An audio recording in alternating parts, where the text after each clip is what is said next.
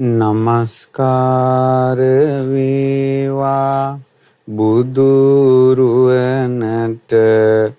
සැමදා බුදු හිමි සරණ යමි. නමස්කාර වේවා ධම්රුවනට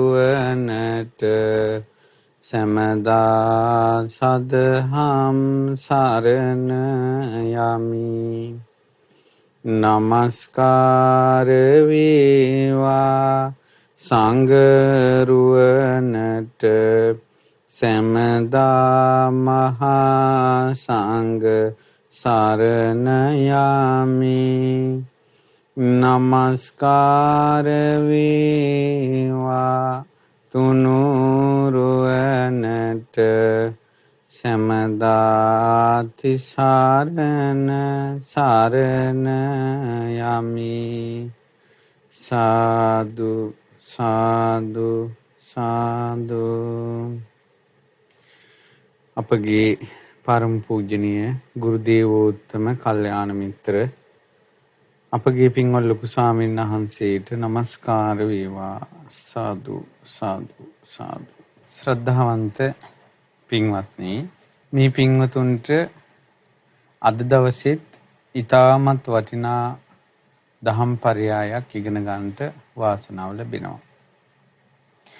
මේ උතුම් ගෞතම බුද්ධ ශාසනයේ මාර්ගඵල අවබෝධය සිදු හැටි, ඒ මාර්ගඵල අවබෝධය කෙනෙකුගේ චිත්තසංතානයේ සිදුවෙන ආකාරය බුද්ධ දේශනාවට අනුව මේ ධර්ම දේශනාවලින් ඔබට ඉගෙන ගන්නට ලැබෙනවා. අද දවසේ මේ උතුම් ධර්ම දේශනාව ශ්‍රද්ධා රූප වාහිනියෙන් ලක්විරි ගුවන් විදුලියෙන් විකාශනය කරවන්නට දායකත්වයේ දරනවා මාර්ග නිර්මාණ සහ සංවර්ධන පුජ්‍යලික සමාගමේ සේවයේ නියුතුව සිටි පින්වත් සේවක මහත්ම මහත්මීන් විසින් එකතු වෙලා තමයි අද දවසේ මේ පින්කම සිද්ධ කරන්නේ. මාර්ග නිර්මාණ සහ සංවර්ධන පුජ්‍යලික සමාගමේ සේවයේ කළ පින්වතුන් පිරිසක් එකතු වෙලා. ඉතින් මේ පින්වතුන් ඉතාමත් වාසනාවන්ත වෙනවා අද දවසේ මේ ධර්ම දාණය සිද්ධ කරගන්න.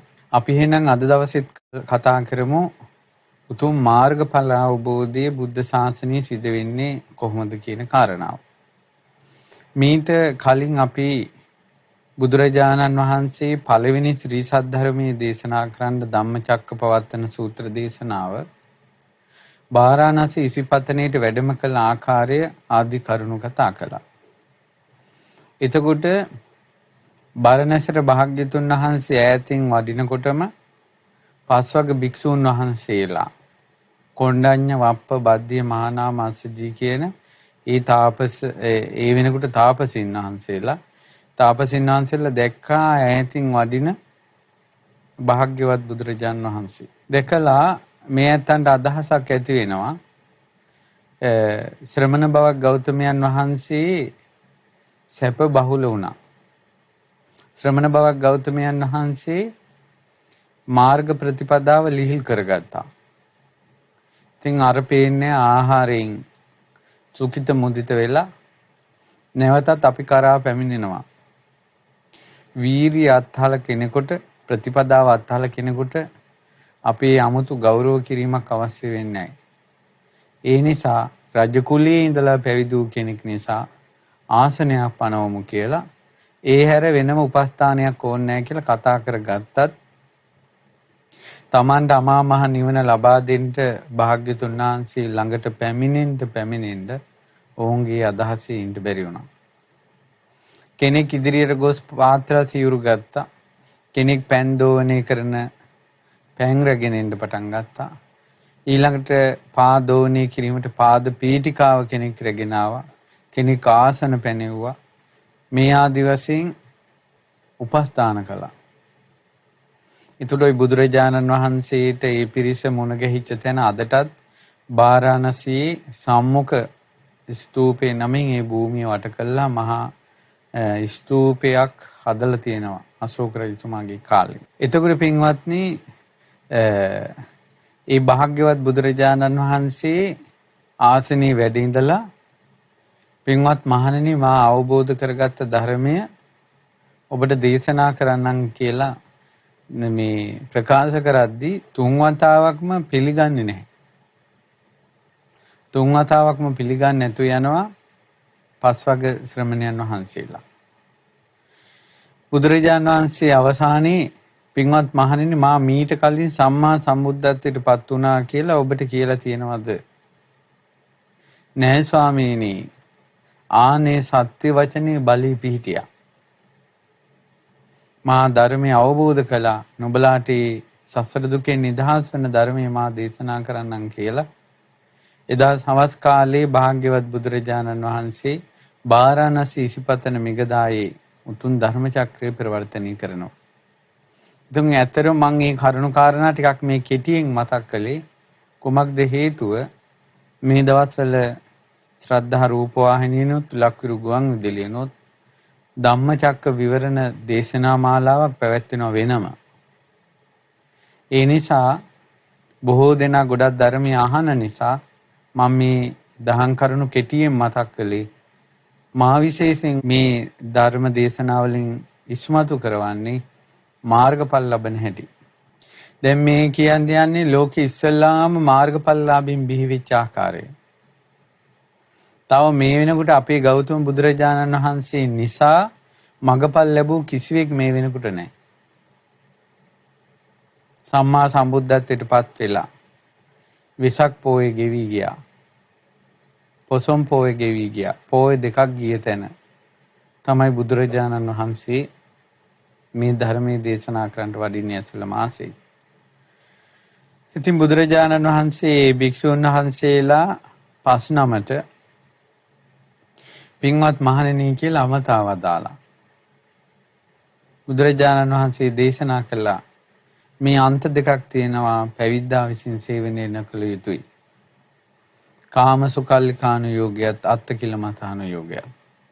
ওই අන්ත දෙකට නොපැමිණ තමයි තථාගතයන් වහන්සේ දහං ඇස ප්‍රඥාව විද්‍යාව ආලෝකී පහළ කරගත්තේ මධ්‍යම ප්‍රතිපදාවෙන්.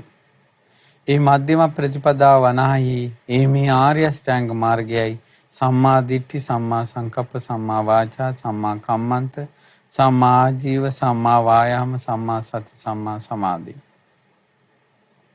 ඉතින් බුදුරජාණන් වහන්සේ වදාලා මේ ආර්ය අෂ්ටාංග මාර්ගයේ මා ගමන් කරනකොට පින්වත් මහණෙනි මට දුක නම් වූ ආර්ය සත්‍ය අවබෝධ වුණා. ඉපදීම දුකක්, ජාතිපි දුක්ඛා, ජරාපි දුක්ඛා, ව්‍යාධිපි දුක්ඛෝ, මරණම්පි දුක්ඛං, අප්පියෙහි සම්පයෝගෝ දුක්ඛෝ, පියෙහි විපයෝගෝ දුක්ඛෝ ආදි වශයෙන් යම් පිච්ඡන් නලබති තම්පි දුක්ඛං සංකිට්ඨේන පංච උපාදානස්කන්ධා දුක්ඛා.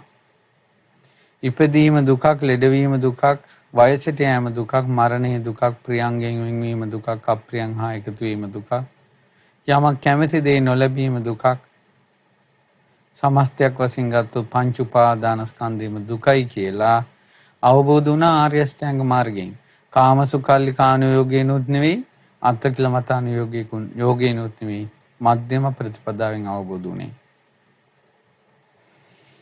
ඊළඟට මේ තමයි දුක්ඛ සමුදය කියලා.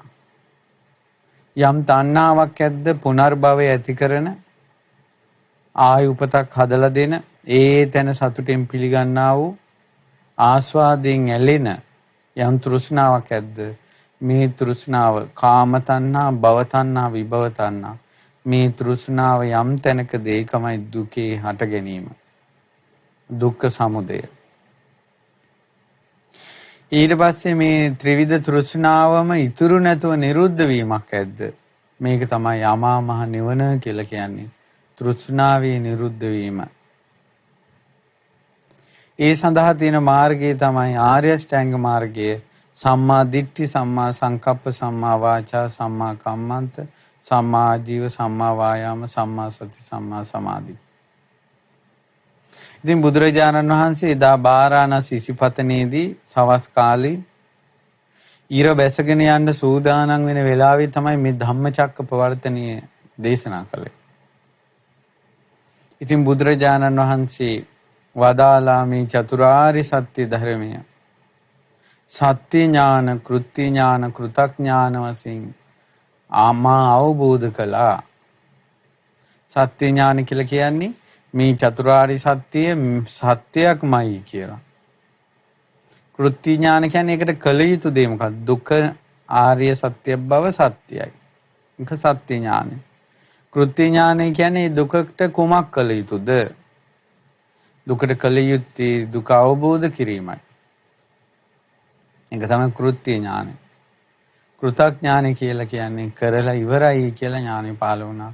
ඒ කියන්නේ දුක අවබෝධ කළා අවසන්. සමුදයත් සමුදය ප්‍රහාණය කිරීම ප්‍රහාණය කළා කියලා. මේ විදිහට ආකාර තුනකින්. එතකොට පින්වත්නි මේ චතුරාර්ය සත්‍ය ධර්මයේ සත්‍ය ඥාන, කෘත්‍ය ඥාන, කෘතඥාන කියන පරිවර්ත තුනෙන් යුතුව එක ආර්ය සත්‍ය තුන් ආකාරයකින් අවබෝධ කිරීම. එතකොට ඒ ආර්ය සත්‍ය හතරෙන් 12 වැදෑරුම් වෙනවා. මෙන්න මේ විදිහට පරිවර්ත තුනකින් යුතුව ආකාර 12කින් යුතුව මේ චතුරාර්ය සත්‍ය ධර්මය අවබෝධ නොකරන තාක්කල් අපේ බුදුරජාණන් වහන්සේ ලෝකෙට සම්මා සම්බුද්දයි කියලා ප්‍රතිඥා දුන්නේ නැහැ. යම් දවසක චතුරාර්ය සත්‍ය ධර්මයේ පරිවර්ත තුනකින් යුතුව ආකාර 12කින් යුතුව අවබෝධ කළසේක්ද බුදුරජාණන් වහන්සේ ලෝකෙට ප්‍රකාශ කළා මම සම්මා සම්බුද්දයි කියලා. ඉතින් මේ විදියට බුදුරජාණන් වහන්සේ දේශනා කරනකොට දසදහසක් ලෝක ධාතු කම්පා වී ගියා. සංඝයා සන්තෝෂයටපත් වුණා. මීට කලින් පහළ වුණ කාශ්‍යප බුදුරජාණන් වහන්සේගෙන් පස්සේ ලෝකෙට නැසුන චතුරාර්ය සත්‍ය ධර්මය ආයෙත් හාහා පුරා කියලා පළවෙනි වතාවට ඇහෙන්න ගත්තා. ඒතර පින්වත්නි ඒ උතුම් චතුරාර්ය සත්‍ය ධර්මය ශ්‍රවණය කරනකොට කොණ්ඩඤ්ඤන් වහන්සේ තුල ලොකු විශ්වාසයක් තිබ්බනේ. මොකද පුංචි දරුවා කාලෙත් එක ඇඟිල්ලක් උස්සලා ලෞතුරා සම්මා සම්බුදු වෙනවාමයි කියලා කිව් කෙනානේ. එතකොට මේ කොණ්ඩඤ්ඤන් වහන්සේ තුල මේ බුදුරජාණන් වහන්සේ ගැන ධර්මය ගැන පුදුම විශ්වාසයක් ඇති වෙලා තිබ්බේ. ඒ විශ්වාසෙත් මුල් වෙලා අර ධර්ම දේශනාව ශ්‍රවණය කරනකොට අනිත් භික්ෂුන් වහන්සේලා 4 නමට කලින්ම කොණ්ඩඤ්ඤන් වහන්සේ සෝතාපන්න බවට පත් වුණා. දහං ඇස පහළ වුණා. කුමද්ද දහං ඇස? යං කිංචි සමුදය ධම්මං සම්බන්තං නිරෝධ ධම්මං. යමක් හේතුන් නිසා හට ගන්නවද හේතු නැතිවීමෙන් නැති වුණා කියලා නැති වෙනවා කියලා දහං ඇස පහළ වෙනවා. ඒකට තමයි දහං ඇස කියලා කියන්නේ. සෝතාපන්න වෙච්ච කෙනෙකුට පහළ වෙන ඇස. එතකොට පින්වත්නි ඒ බුදුරජාණන් වහන්සේ මේ වදාළ චතුරාර්ය සත්‍ය ධර්මය ආයනන් ලෝකයේ කිසිම කෙනෙකුට වෙනස් කරන්න බෑ. ආයත ලෝකෙට සැඟවිලා තිබ්බ චතුරාර්ය සත්‍ය කතාව ඇහෙන්න ගත්තා. ආය මේක චතුරාර්ය සත්‍ය දේශනා කළේ නෑ කියන තැනට කරකවන්න බෑ. දේශනා කරලා අවසන්. ඒ උතුම් චතුරාර්ය සත්‍ය ධර්මය ප්‍රවර්තනය කළා කිසි කෙනෙකුට ඒක වෙනස් කරන්න බෑ ආපස්සට කරකවන්න බෑ කියලා. බෝමාටු දෙවියෝ ප්‍රීති ගෝසා පැවැත්තුවා. බෝමාටු දෙවියන්ගේ ගෝසාව අහලා තාවතිංස දෙවියෝ ප්‍රීති ගෝසා පැවැත්තුවා. තාවතිංස දෙවියන්ගේ ප්‍රීති ගෝසාව අහලා යාම දෙවියෝ මේ විදිහට අකනිටා බ්‍රහ්ම ලෝකයේ දක්වාම ප්‍රීති ගෝසා ඇසෙන්න ගත්තා. ඉතින් භාග්‍යතුන් වහන්සේ වදාලා අඤ්ඤාසිවත බොහෝ කොණ්ඩඤ්ඤෝ අඤ්ඤාසිවත බොහෝ කොණ්ඩඤ්ඤෝ බවත් කොණ්ඩඤ්ඤන්ති මේ කාන්තෙන් අවබෝධ කළා කියලා. ඒ නිසා තමයි කොණ්ඩඤ්ඤන් වහන්සේට අඤ්ඤා කොණ්ඩඤ්ඤ කියන නාමය යෙදුනේ.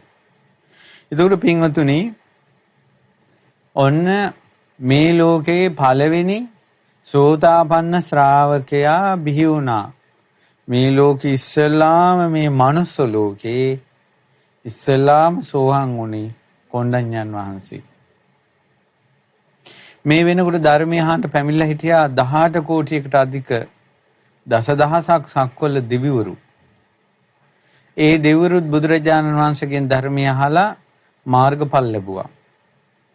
බලන්න 18 කෝටියකටත් අධික මහා දේවියන් පිරිසක් මඟපල් ලබද්දී මනුස්ස ලෝකයේ ධර්මය අවබෝධ කළේ එකම එක්කෙනයි.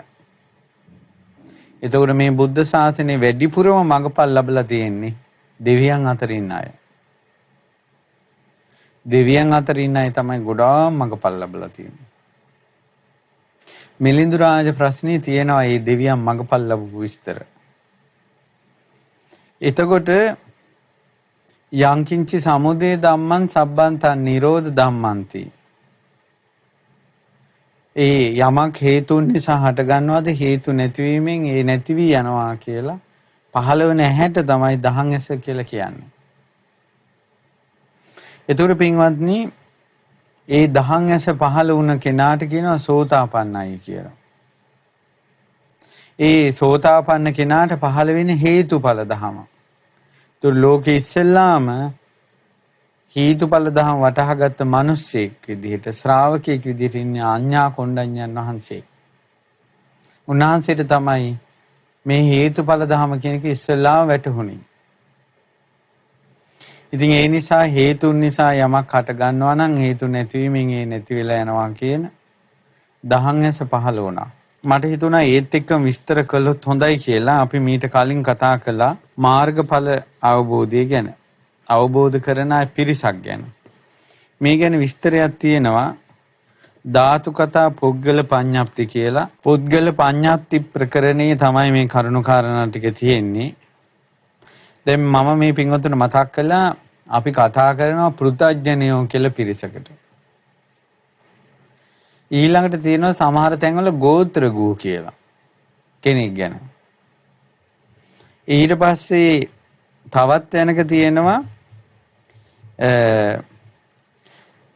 සද්ධානුසාරී ධම්මානුසාරී ඊළඟට සද්ධා විමුක්ත කාය සක්කි දිට්ඨප්පත්ත ඊළඟට සෝතාපන්න සකදාගාමි අනාගාමි අරහත් ඊළඟට තියෙනවා අනාගාමි පස් දෙනෙක් බෙදෙනවා අනාගාමි අය. ඒ තමයි අන්තරා පරිනිබ්බායි ඊළඟට උපහච්ච පරිනිබ්බායි අසංකාර පරිනිබ්බායි සසංකාර පරිනිබ්බායි උද්දංසෝත අකනිට්ඨාගාමි. සෝතාපන්න අය කොටස් තුනක් ඉන්නවා. ඒක බීජ කෝලංකොල සත්තුක්කත්තු පරම කියලා. එතකොට මේ විදිහට මාර්ගඵලලාභීන් ගැන විස්තර වෙනවා. සහ අවශේෂ පුජ්‍යලයන් ගැන. එතකොට මේකෙන් අපි බලමු මොකද්ද මේ පෘතජ්ජන කියන්නේ කියලා. කතමෝච පුද්ගලෝ පුතජ්ජනෝ. කවුද මේ පුතජ්ජන පුජ්‍යලයා කියලා කියන්නේ?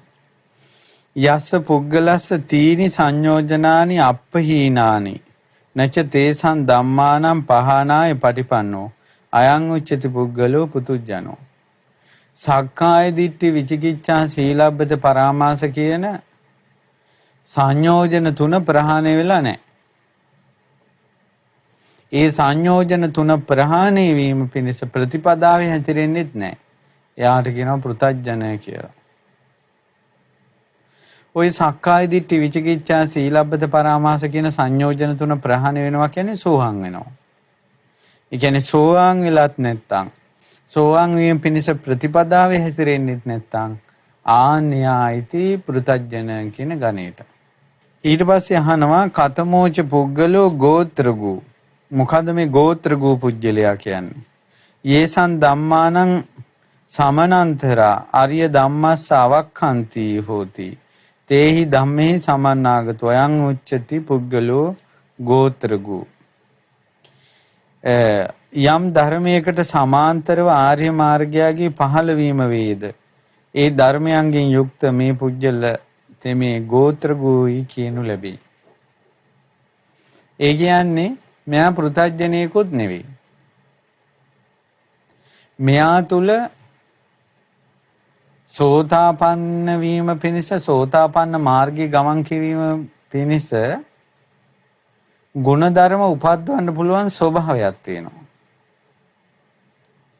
මෙයා තුල ධර්ම මාර්ගයේ දියුණු කරන්න පුළුවන් බුද්ධ ශාසනයට ගන්න පුළුවන් ස්වභාවයක් තියෙනවා. හැබැයි මේ ධර්මයන් පිහිටලා නැහැ. සද්ධා විරිය සති සමාධි ප්‍රඥා කියන ඉන්ද්‍රිය ධර්ම පිහිටලා නැහැ. හැබැයි මේ ධර්මයන් මේ පිහිටන්න පුළුවන් ස්වභාවය තියෙනවා. ඒ කෙනාට කියනවා ගෝත්‍ර ගු කියලා. ඒ කෙනා තුල ಗುಣධර්ම පිහිටලා නැහැ තාම. ඊට පස්සේ කතමාච පුද්ගලෝ භයූපරතෝ කියලා තියෙනවා. සත්ත සේඛා භයූපරතා තේච පුතුජනා සීලවන්තෝ අරහ අභයූපරතෝ රහතන් වහන්සේලා තමයි බිය රහිතව වාසය කරන්නේ. සේක පුජ්‍යලයා සිල්වත් කෙනා තුල බිය උපදින්න පුළුවන්. ඊට පස්සේ බුදුරජාණන් වහන්සේගේ ශාසනයේ දැන් ওই පුජ්‍යලයන් විස්තර කිරීම කරන තැන තමයි මම ඔය ගත්තේ විශේෂයෙන් පෘථජ්ජනයි ගෝත්‍ර ගෝ කියන එකයි විස්තර කරන්න. ඊට පස්සේ අපි බලමු දැන් සද්ධානුසාරී ධම්මානුසාරී කියන්නේ කවුද කියලා. සද්ධානුසාරී ධම්මානුසාරී කතමෝච පුද්ගලෝ සද්ධානුසාරී යස්ස පුද්ගලස්ස සෝතාපන්න ඵල සච්චි කිරියාය පටිපන්නස්ස සද්ධීන්ද්‍රියං අදිමත්තං හෝති සද්ධාහි සද්ධානුපුබ්බංගමං ආර්ය මග්ගම් භාවේති අයං උච්චති පුද්ගලෝ සද්ධානුසාරී සෝතාපන්න ඵල සෝතාපට්ටි ඵල සච්චි කිරියාය පටිපන්නෝ පුද්ගලෝ සද්ධානුසාරී ඵලේටිතෝ සද්ධා විමුක්තෝ. සාමාන්‍යයෙන් නිවන් මාර්ගයේ පුරුදු කරන්න ආර්ය අෂ්ටාංග මාර්ගයේ පුරුදු කරන්න එක්කෙනෙක් මහන්සි වෙනවා. මෙයා ගේ ශ්‍රද්ධාව අධිකයි. ශ්‍රද්ධාව බලවත්ව මේ බුද්ධ ශාසනයේ ගුණධර්ම පුරුදු කරන ආර්ය මාර්ගයේ වඩන කෙනාට කියනවා සද්ධානුසාරී කියලා. ඒතර මේ ශ්‍රද්ධාව අධික කරගෙන ඒ මුල් කරගෙන මෙයා සෝවාන් වුණොත් එයාට කියන නම තමයි සද්ධා විමුක්ත. ඒතර සද්ධා විමුක්ත කියන්නේ සෝතාපන්න කෙනෙකුට කියන නම. ඔන්න දැන් සද්ධානුසාරී කියන එකත් විස්තර කළා. සද්ධා විමුක්ත කියන එකත් විස්තර කළා. එතකොට තව ඉන්නවා කෙනෙක් මොන්න සද්ධානුසාරී සද්ධා විමුක්ත ධම්මානුසාරී කියලා කියන්නේ කතමාච පුද්ගලෝ ධම්මානුසාරී යස්ස පුද්ගලස්ස සෝතාපට්ටි ඵල සච්ච කිරියාය පටිපන්නස්ස පඤ්ඤේන්ද්‍රියං අදිමත්තං හෝති පංච පඤ්ඤාචාහි පඤ්ඤා පුබ්බංගමං ආර්ය මග්ගම් භාවේති. ආර්ය මාර්ගයේ බුද්ධ ශාසනයේ මාර්ග ප්‍රතිපදාව දියුණු කරන්න මෙයා තුල ලොකු ප්‍රඥාවක් තියෙනවා. ප්‍රඥා ඉන්ද්‍රිය ප්‍රබලයි. නුවණින් විමසීම ප්‍රබලයි. ඒකට සෝතාපන්න වෙන්න කලින් නුවණින් විමසීම ප්‍රඥා ඉන්ද්‍රිය ප්‍රබල තැනත්තාට කියන නම තමයි ධම්මානුසාරී කියලා කියන්නේ. එතකොට මේ ධම්මානුසාරී කෙනා සෝතාපට්ටි ඵල සච්චි කිරියාවේ පටිපන්නෝ පුද්ගලෝ ධම්මානුසාරී. ප්‍රඥා ඉන්ද්‍රිය ප්‍රබලව සෝතාපන්න මාර්ගයේ පිළිපදින කෙනාට ධම්මානුසාරී කියනවා. ඵලේ ටිතෝ දිඨප්පත්තෝ. සෝවාන් වුණොත් එහෙම එයාට කියන නම තමයි දිඨප්පත්ත. දැන් දිඨප්පත්ත කියලා කියන්නේ එයාගේ ප්‍රඥා ඉන්ද්‍රිය ප්‍රබල නිසා. හැබැයි සෝවාන්. අරයට සද්ධා විමුක්ති කියන්නේ එයත් සෝවාන් සද්ධා ඉන්ද්‍රිය ප්‍රබලයි. සද්ධා ඉන්ද්‍රිය ප්‍රබලව නිවන් මාර්ගයේ ගමන් කරන කෙනාට කියනවා සද්ධානුසාරී. ප්‍රඥා ඉන්ද්‍රිය ප්‍රබලව නිවන් මාර්ගයේ ගමන් කරන කෙනාට කියනවා ධම්මානුසාරී. සෝතාපන්න වෙන්න කලින්. සෝතාපන්න වුණාට පස්සේ සද්ධානුසාරී කෙනා සද්ධා විමුක්ත වෙනවා. ඊළඟට ධම්මානුසාරී කෙනා දිට්ඨප්පත්ත වෙනවා. එතකොට ඔන්න සෝතාපන්න මාර්ගයේත් කිව්වා ඵලයේත් කිව්වා. තව සෝතාපන්න අයට කියන නම් තියෙනවා. ප්‍රධාන දැන් ඔය සෝතාපන්න වුණා. සද්ධානුසාරී වෙලා හෝ ධම්මානුසාරී සද්ධානුසාරී ධම්මානුසාරී කියන්නේ සෝවාන් මාර්ගය. සෝවාන් ඵලයේ සද්ධාව අධික කෙනා සෝවාන් වුණාට පස්සේ එයාට කියනවා සද්ධා විමුක්ත. ප්‍රඥාව අධික කෙනා සෝවාන් වුණාට පස්සේ එයාට කියනවා දිට්ඨපත්ත. මේ සෝතාපන්න කෙනා සෝවාන් භාවයේම ඉඳලා අවශේෂ මාර්ගඵල ලබන්නේ නැතුව කලුරිය කළොත් එයාගේ ඊළඟ ජීවිතේ එයා තුල එයා උපදින වාර ගාන අනුව ඒත් නම් තුනක් තියෙනවා සෝවාන් කෙනාට. ඒකක් තමයි සත්තක්කත්තු පරම කෝලංකෝල ඒක බීජී කියලා. නැත්නම් ඒක බීජී කෝලංකෝල සත්තක්කත්තු පරම. මේ නම් තුනම කියන්නේ සෝවාන් වෙච්ච කෙනාට. හැබැයි සෝවාන් වෙලා මරණින් මත්තේ ඉපදෙන විදිහ අනුව තමයි මේ තුන තියෙන්නේ. ඒ තමයි කතමෝච පුද්ගලෝ සත්තක්කත්තු පරමෝ. කවුද මේ සත්තක්කත්තු පරම කියලා කියන්නේ? ඉදේ කච්චෝ පුද්ගලෝ තින්නම් සංයෝජනානම් පරික්ඛයා සෝතාපන්නෝ හෝති. සක්කාය දිට්ඨි විචිකිච්ඡා සීලබ්බත පරාමාස කියන සංයෝජන තුන ප්‍රහාණය වෙලා කෙනෙක් සෝවාන් වෙනවා. අවිනිපාත ධම්මෝ නියතෝ සම්බෝධි පරායනෝ. සතර අපායට වැටෙන්නේ නැති අනිවාර්යෙන් ජීවිත 7ක් ඇතුළත 8කට යන්නේ නැතුව නිවන අවබෝධ කරනවාමයි සෝවාන් කෙනා. සෝ සත්තක්කතුන් දේවේච මනුස්සේච සන්දහවිත්වා සංසාරිත්වා දුක්ඛසන්තං කරෝති. එයා ජීවිත 7ක් දෙවි මිනිසුන් අතර සැරිසරලා තමයි අරහත්ත්වයටපත් වෙන්නේ. සෝවාන් වෙලා මැරෙනවා ජීවිත 7ක් දෙවියන් මිනිස්සු අතර සැරිසරන. අන්න එහෙම කෙනා එහෙම ජීවිතයක් තියෙන සෝවාන් කෙනාට කියනවා සත්තක්කත්තු පරමං කියලා. තව සෝතාපන්න කෙනෙක් ඉන්නවා යාට කියනවා කෝලංකෝල. ඇයි එහෙම කියන්නේ? කතමෝච පුද්ගලෝ කෝලංකෝලෝ ඉදේ කච්චෝ පුද්ගලෝ තින්නම් සංයෝජනානම් පරික්ඛයා සෝතාපන්නෝ හොති අවිනිපාත ධම්මෝ නියතෝ සම්බෝධි පරායනෝ. කෙනෙක් ඉන්නවා සෝවාන් වෙලා සතර අපායට වැටෙන්නේ නැහැ ඒකාන්තයෙන්ම මේ නිවන අවබෝධ කරනවා. සෝ දේවා තීනිවා කුලානි සන්දාවිත්වා සංසාරිත්වා දුක්ඛං සන්තං කරෝති. දෙපාරක් හෝ තුන් වතාවක් දෙවි මිනිසුන් අතර ඉපදිලා නිවන් දකිනවා. එයා ජීවිත 7ක්ම යන්නේ. ආන්න එහෙම සෝතාපන්න කෙනාට කියනවා කෝලංකෝල කියලා. කතමෝච පුද්ගලෝ ඒක බීජී. ඒක බීජී කියලා කියන්නේ මොකද්ද? කතමෝච පුද්ගලෝ ඒක බීජී ඉදේ කච්චෝ පුද්ගලෝ තින්නම් සංයෝජනානම් පරික්ඛයා සෝතාපන්නෝ හෝති අවිනිපාත ධම්මෝ නියතෝ සම්බෝධි පරායනෝ.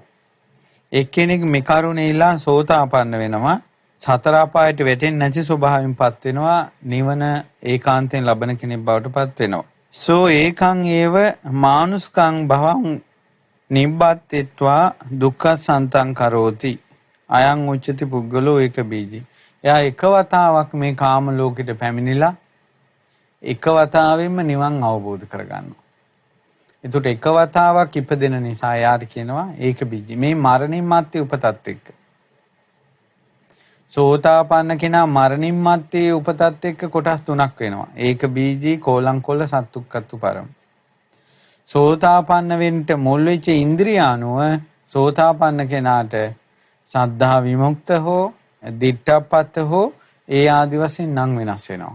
ඇත්තටම මේවා කරන්නට පුළුවන් මේ මාර්ගඵලලාභී මේ විදියට හඳුන්වන්න. මේ විදියට හඳුන්වන්නේ මේ විදියට වර්ග කරන්නේ ලෝතුරා සම්මා සම්බුදුරජාණන් වහන්සේ. වෙන කෙනෙකුට මේක කරන්න බෑ. වෙන කෙනෙකුට මේක කරන්න බෑ.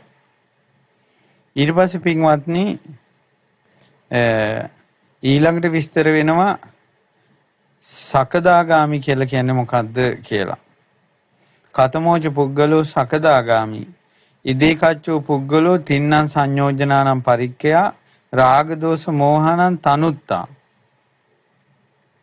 සංයෝජන තුනක් ප්‍රහාණය වෙලා සක්කාය දිට්ඨි විචිකිච්ඡා සීලබ්බත පරාමාස කියන සංයෝජන තුන ප්‍රහාණය වෙලා රාග දෝෂ මෝහනං රාග දේශ මොහ නැත්නම් තුනී වෙලා අඩු වෙලා ඊට පස්සේ ආන්නේ කෙනාට කියනවා අයං උච්චති පුද්ගලෝ සකදාගාමි. රාග දෝෂ මෝහනං තනුත්තා සකදාගාමි හෝති සකිදේව ඉමං ලෝකං ආගන්त्वा දුක්ඛ සන්තං කරිස්සති. එකවරක් මේ ලෝකෙට පැමිණලා දුකෙන් නිදහස් වෙන නිසා එයාට කියනවා මේ සකදාගාමි කෙනා කියලා. ඊට පස්සේ අනාගාමි පුජ්‍යලයා ඉදේ කච්චෝ පුද්ගලෝ පංචන්නං ඕරම්භාග්‍යානං සංයෝජනං පරික්ඛ්‍යා ඕපපාතිකෝ හෝති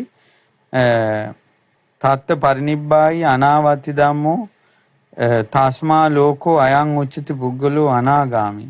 අනාගාමි පුජ්‍යලයා කියලා කියන්නේ ඕරම්භාග්‍ය සංයෝජන ප්‍රහාණය කරපු කෙනාට. සක්කාය දිට්ඨි, විචිකිච්ඡා, සීලබ්බත පරාමාස, කාමරාග පටිඝ කියන සංයෝජන පහලට අදින සංයෝජන පහ ප්‍රහාණය කරපු කෙනාට කියනවා අනාගාමි කෙනා කියලා.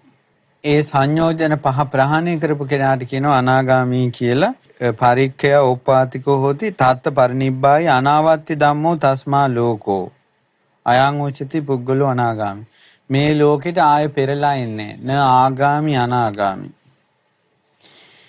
ඊට පස්සේ මේ අනාගාමි අයගෙත් අනාගාමි 5 දෙනෙක් ඉන්නවා.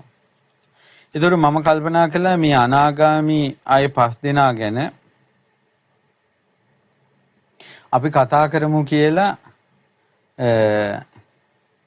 අනාගාමි පුජ්‍යලයන් පිළිබඳව අපි කතා කරන මේ දහම් වැඩසටහනක් එනවා. ඒ දහම් වැඩසටහනේදී අනාගාමි පුජ්‍යලයෝ 5 දෙනා ගැන කතා කරගමු. අද අපි කතා කරන්නේ සෝතාපන්න. මේ ලෝකේ ඉස්සල්ලාම සෝතාපන්න වෙච්ච කෙනා. මේ ලෝකේ මනුස්ස ලෝකේ ඉස්සල්ලාම සෝතාපන්න උනේ අඤ්ඤා කොණ්ඩඤ්ඤයන් වහන්සේ. හැබැයි භාග්‍යවත් බුදුරජාන් වහන්සේ පළවෙනි ධර්ම දේශනාව කරන මොහොතේ 18 කෝටියකටත් අධික කෝටි ගණන් දෙවියන් බ්‍රහ්මයන් මාර්ගඵල අවබෝධ කළා. ඇයි බුද්ධාන්තරයක් ධර්ම අවබෝධය කරන්න ප්‍රමාදව නමුත් පූරිත පිනකින් සිටින දෙවිවරුන්ට බුදුරජාන් වහන්සේගේ පළවෙනි ධර්ම දේශනාවම බොහෝ හේතු වුණා ඔවුන්ට මාර්ගඵල උපද්දවන්න. ඒ නිසා මෙතෙකයි කියලා ගණන් කරලා කියන්න බැරි තරමක් පළවෙනි ධර්ම දේශනාවෙන් මාර්ගඵල ලැබුවා දෙවියන් බඹුන් අතර වාසය කරපු ඒ අමනුෂ්‍ය පිරිස, මිනිස් නොවන පිරිස. ඉතින් ඒ නිසා ඔන්න අපි අද ඒ කොණ්ඩඤ්ඤන් වහන්සේගේ සෝතාපන්න බව, ඒ කියන්නේ දහං ඇස පහළ වුණා. මේ ධර්මයේ දේශනා කරනකොට යංකින්චි සමුදය ධම්මං සබ්බන්තං නිරෝධ ධම්මං. හේතුන් නිසා යමක් හට ගන්නවද හේතු නැතිවීමෙන් නැති වෙලා යනවා කියලා. චතුරාර්ය සත්‍ය ධර්මයේ දේශනා කරනකොට පහළ වෙච්ච ඇස තමයි හේතුඵල ධම පිළිබඳව දකින ඇස. මුළු දේශනාවෙම අවසානට තීරුම් ගත්ත අවබෝධ කරපු දේ තමයි කොණ්ඩඤ්ඤන් වහන්සේ හේතුවක් නිසා යමක් හැදෙනවද හේතු නැතිවීමෙන් නැති වෙලා යනවා කියලා. ඒ අවබෝධයට ආපු කෙනා සෝතාපන්නයි කියලා කිව්වා. සමහර අය මේ ධම්මාවත පුරුදු කරනවා ශ්‍රද්ධාව බලවත් වෙලා. එයාට කියනවා සද්ධානුසාරී. සමහර අය මේ ධම්ම මාර්ගය පුරුදු කරනවා ප්‍රඥාව බලවත් වෙලා. නුවණින් විමසීම යා තුළ බහුලව තියෙනවා. එයාට කියනවා ධම්මානුසාරී. එතකොට එහෙම ශ්‍රද්ධාව මුල් වෙලා කෙනෙක් සෝවාන් වුණොත් එයාට කියන තවත් නමක් තමයි සද්ධා විමුක්ත. ප්‍රඥාව මුල් වෙලා සෝතාපන්න වෙච්ච කෙනෙකුට කියන තවත් නමක් තමයි දිට්ඨප්පත්ත. එතකොට සෝවාන් වෙච්ච කෙනෙක් අවශේෂ මාර්ගඵල මේ ජීවිතේම ලබන්නේ නැතුව මැරෙනවා නම් සෝවාන් වෙච්ච කෙනෙක් පස්සේ කාලෙක සකදාගාමි හෝ අනාගාමි හෝ අරහත් හෝ පත් වෙන්නේ නැතුව මැරෙනවා. සෝවාන් විදියටම මැරෙනවා. එයා මැරිලා උපදින ජීවිත අනුව ඒ සෝවාන් වෙච්ච අයත් කොටස් තුනකට බෙදෙනවා. කෙනෙක් ඉන්නවා මේ ජීවිතේ මැරිලා තව එක ජීවිතයකින්ම ඊළඟ ජීවිතේම මාර්ගඵල අවබෝධ කරනවා. ඊතුරු මාර්ගඵල. එයාට කියනවා ඒක බීජී. ඊළඟට තව කෙනෙක් ඉන්නවා ජීවිත දෙකක් තුනක් දෙවියන් මිනිසුන් අතර ඉපදිලා මාර්ගඵල ඊතුරු මාර්ගඵල ලබනවා. ඒකට ඒ කෙනෙකුට කියනවා ඒ කෙනාට කෝලං කෝල. තව සෝතාපන්න වෙච්ච කෙනෙක් ඉන්නවා. එයා ජීවිත 7ක්ම යනවා. 7 වෙනි ජීවිතේ තමයි මාර්ගඵල ලබන්නේ, අවබෝධ කරන්නේ. ඊතුරු අවශේෂ මාර්ගඵල අරහත්ත්වයටපත් වෙන්නේ 7 වෙනි ජීවිතේ. එයාට කියනවා සත්තුක්කත්තු පරම කියලා. දැන් ඔන්න සෝතාපන්න වෙච්ච අය අතර විනාශකම් පිළිබඳව මේ පින්වතුන්ට මතක් කළා. ඊතුරු පින්වතුනි සෝතාපන්න වුණා කෙනා තුල ඒ හේතුඵල ධම දකින්න ඥානෙ ඇති වුණාට පස්සේ යාට ඒක බාහිරට ගහක ගෙඩියක් හැදුනා වගේ කල්ලා පෙන්වන්න බෑ. එයාගේ ඇතුලේ තමයි අවබෝධ ඥානෙ ඇති වෙන්නේ. ඒ අවබෝධ ඥානෙ ඇති වුණාට පස්සේ මෙයා තුල කවදාවත් ඇති වෙන්නේ නැති සිතිවිලි තියෙනවා. ඒ තමයි සෝතාපන්න කෙනා මේ සංස්කාරයෝ නිට්ටයයි කියලා ගන්නවා කියන එක සිද්ධ වෙන්නේ නැහැ. අනිත්‍ය මානසිකාරය ඔහුගේ හිතේ පිහිටනවා. සෝතාපන්න කෙනා මේ ලෝකේ සුභයි කියලා ගන්නෙ නැහැ. සෝතාපන්න වෙච්ච කෙනා මම මගේ ආත්මය කියලා මේ පංච උපාදානස්කන්ධේ තමාගේ වසඟේ පවත්වන්න පුළුවන් කියලා ගන්නෙ නැහැ. ඒකට අනිත්‍ය දුක්ඛ අනාත්ම කියන මානසිකාරයේ පිහිටලා තියෙනවා සෝතාපන්න කෙනා තුල. ඊට පස්සේ සෝතාපන්න කෙනාගේ අතින් කවදාවත් මව් මැරෙන්නේ නැහැ. මව ඝාතනය කරන්න, මවට හිංසා කරන්න සිටිවිල්ලක්වත් පහළ වෙන්නේ නැහැ සෝතාපන්න කෙනා. සෝතාපන්න කෙනා අතින් පියා මැරෙන්නේ නැහැ. සෝතාපන්න වෙච්ච කෙනා අතින් රහතන් වහන්සේලා ඝාතනය වෙන්නේ නැහැ. සෝතාපන්න කෙනා අතින් බුදුරජාන් වහන්සේගේ ලේසෙල වෙන්නේ නැහැ. සෝතාපන්න වෙච්ච කෙනා අතින් සංඝ ભેදයක් සිද්ධ වෙන්නේ නැහැ. එතන මේවා තමයි සෝතාපන්න කෙනාගේ අතින් සිද්ධ නොවන දේවල්.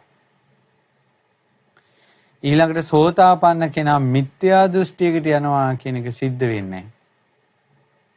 සෝතාපන්න වෙච්ච කෙනා බුද්ධ ශාසනයෙන් පිට වෙනත් ආගමක කෙනෙකුට අවබෝධ වෙලා කියලා වෙනත් ආගම් පිටිපස්සේ යන්නේක සිද්ධ වෙන්නේ.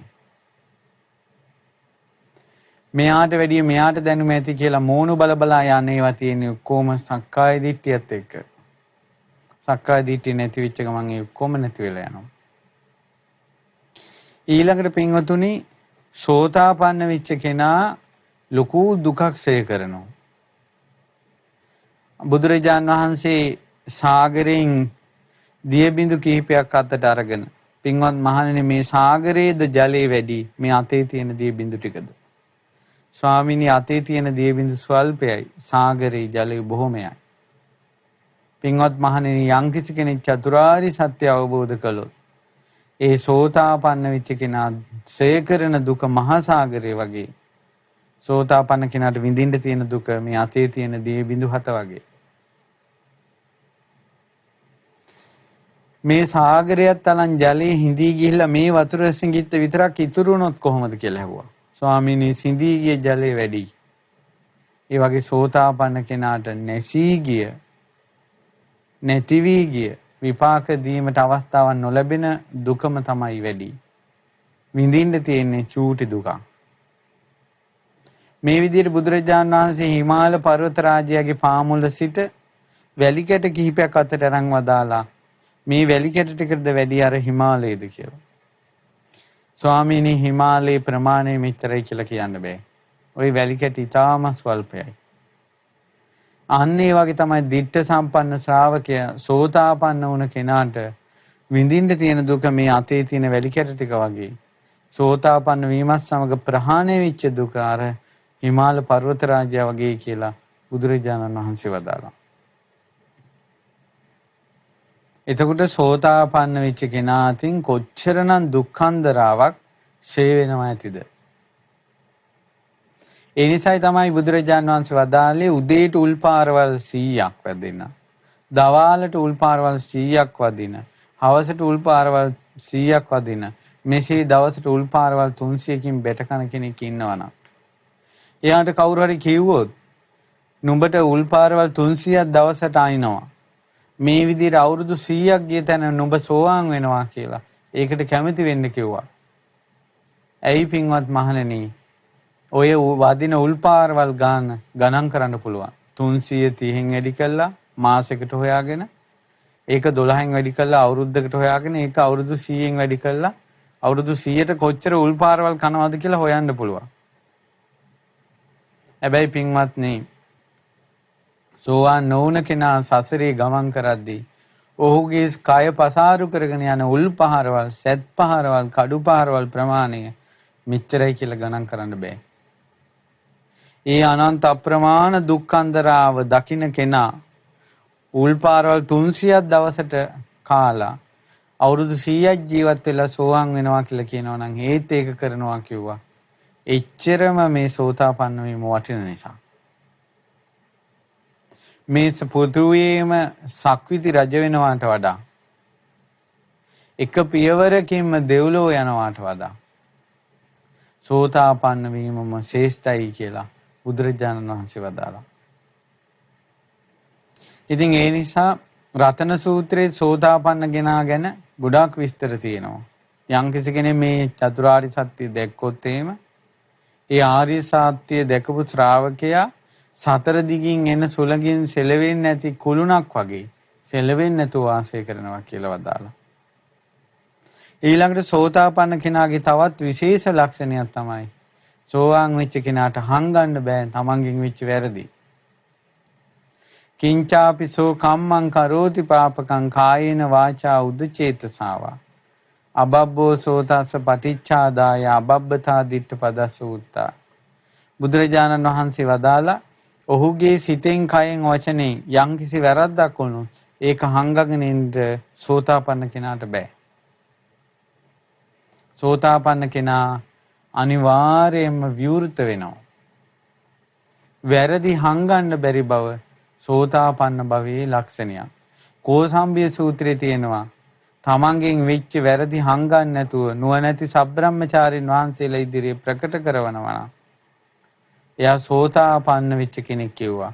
එහෙම නැත්නම් සෝතාපන්න මාර්ගයේ ගමන් කරන කෙනෙක් කියලා කිව්වා. වදාලා. එතකොට සෝතාපන්න කෙනාගේ විශේෂම ලක්ෂණය තමයි ඒ සෝතාපන්න වෙච්ච කෙනා විවෘත කෙනෙක්. ඊළඟට සෝතාපන්න වෙච්ච කෙනාගේ පරලෝකය ජීවිත 7ක් ඇතුළත තියෙන දෙවි මිනිසු අතර සෝතාපන්න වෙච්ච කෙනා කවදාවත් නිරේ උපදින්නේ නැහැ. තිරිසන් ලෝකේ උපදින්නේ නැහැ. പ്രേත ලෝකේ උපදින්නේ නැහැ. අසුර ලෝකවල උපදින්නේ නැහැ. සෝතාපන්න කෙනා මිනිසු අතර හෝ දෙවියන් අතර හෝ බ්‍රහ්මයන් අතර හෝ තමයි උපදින්නේ. ඒ නිසා සෝවාන් වීම මේසා ආනුභාවයි උපකාරයි. මේ ලෝකෙට හාහා පුරා කියලා ඉස්ලාම සෝතාපන්න වුණේ අඤ්ඤා කොණ්ඩඤ්ඤන් වහන්සේ. ඒ අඤ්ඤා කොණ්ඩඤ්ඤන් වහන්සේ පළවෙනි දවසේ සෝතාපන්න වුණා. ඊළඟ දවස්වල නැවත නැවත භාග්‍යතුන් වහන්සේ චතුරාර්ය සත්‍ය දේශනාවම කරද්දී වප්ප බද්ධිය මහානාම අස්සජී කියන අනිත් අවශේෂ 4 දෙනාත් පිළිවෙලින් ඒ දිනවලදී සෝතාපන්න බවට පත් වුණා. එතකොට බුදුරජාණන් වහන්සේගේ ශාසනය ඉස්සල්ලාම මාර්ගඵල අවබෝධය වෙන්නේ ධර්මයේ දේශනා කරද්දී.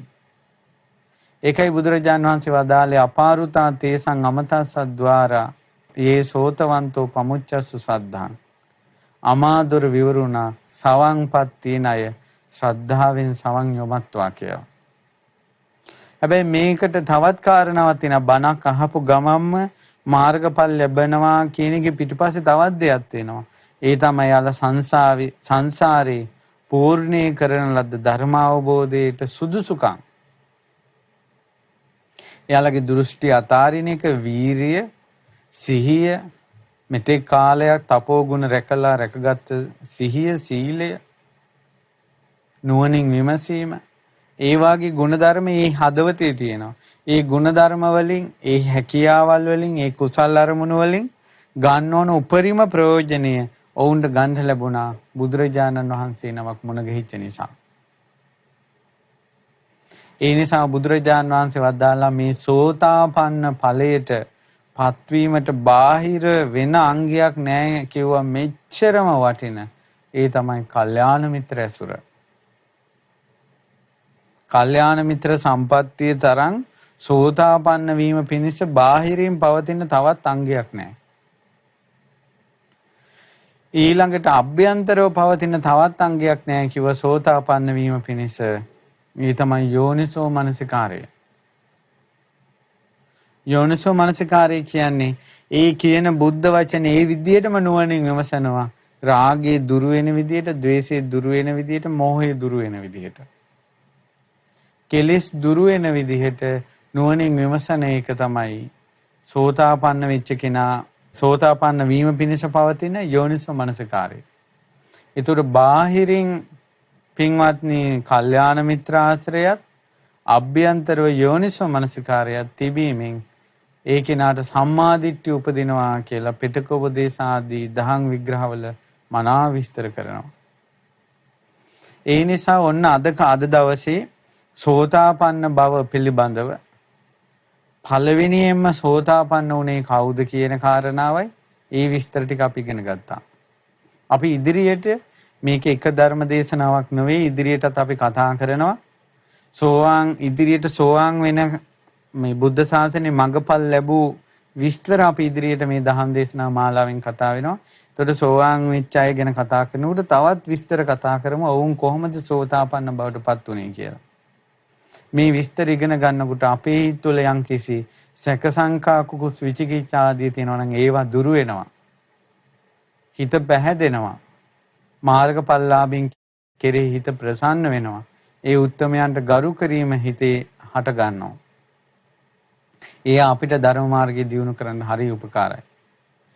ඒ නිසා ඔන්න අද දවසේ සෝතාපන්න වීම සහ ඒ පිළිබඳව විස්තර ඉගෙන ගත්තා.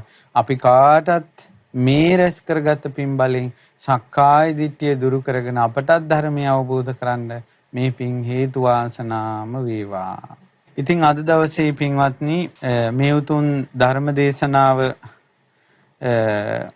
සඳහා දායකත්වයේ දරුවේ මාර්ග නිර්මාණ සහ සංවර්ධන පුජ්‍යලික සමාගමේ සේවයේ නියුතුව සිටි පින්වත් සේවක මහත්මීන් පිරිසක් එකතු වෙලා ඉතින් මේ සියලුම පුණ්‍ය ධර්මයන් පින් කැමති සියලු දෙවියෝ අනුමෝදන් වෙලා දෙවියන්ගේ දිව්‍ය ආශීර්වාද වඩා වර්ධනය වෙත්වා.